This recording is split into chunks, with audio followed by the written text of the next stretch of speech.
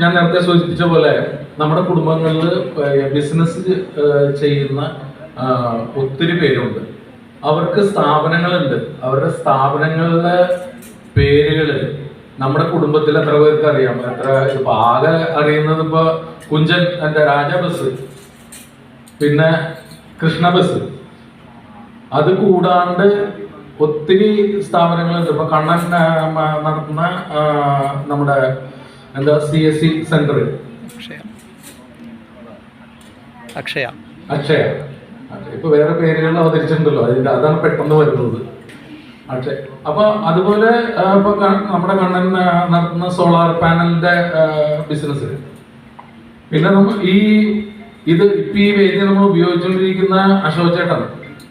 അപ്പൊ അങ്ങനെ ഒത്തിരി ബിസിനസ്സുകാരുണ്ട്. അപ്പൊ നമ്മൾ ഓർമ്മയിൽ വരുന്നത് എടുത്ത് പറയണമെന്നുള്ളൂ.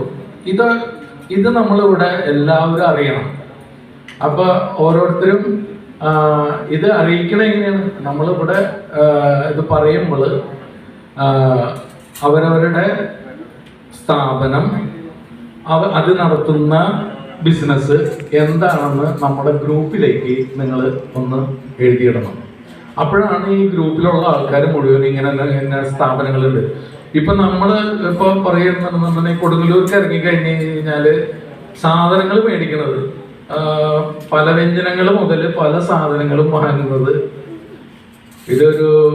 ഇതായിട്ട് പറയല്ല, നമ്മുടെ ആൾക്കാരുടെ കടകൾ ഉണ്ടെന്നുണ്ടെങ്കിൽ അല്ലെങ്കിൽ നമ്മുടേതായിട്ടുള്ള ഇതുണ്ടെന്നുണ്ടെന്നുണ്ടെങ്കിൽ അവിടെ പോയി വാങ്ങിയാല് നമ്മൾക്ക് നിലയിൽ നേട്ടം.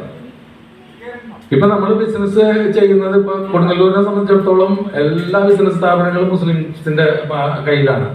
ഇവിടെ ഒരു ജാതി എന്നുള്ള രീതിയിൽ അനൗൺസ് ചെയ്യുന്നതല്ല, നമ്മുടെ കുടുംബങ്ങളിലുള്ള ആൾക്കാർ ബിസിനസ് ചെയ്യുന്നുണ്ട്. അവർക്ക് ആ ബിസിനസ് കിട്ടിക്കഴിഞ്ഞു കഴിഞ്ഞാല് നമ്മുടെ കുടുംബത്തിന് തന്നെയല്ലേ മുന്നേറ്റം ഉണ്ടാവുക.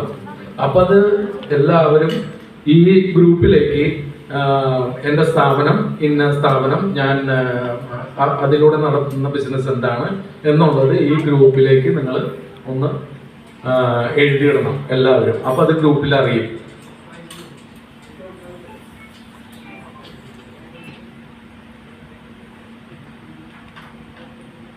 പിന്നെ നമ്മുടെ കുടുംബങ്ങളിൽ വിവാഹങ്ങൾ നടക്കുന്നുണ്ട്, മരണങ്ങൾ നടക്കുന്നുണ്ട്, അല്ലാണ്ട് തീരെ വയ്യാതെ ഉള്ള ആൾക്കാരുണ്ട്.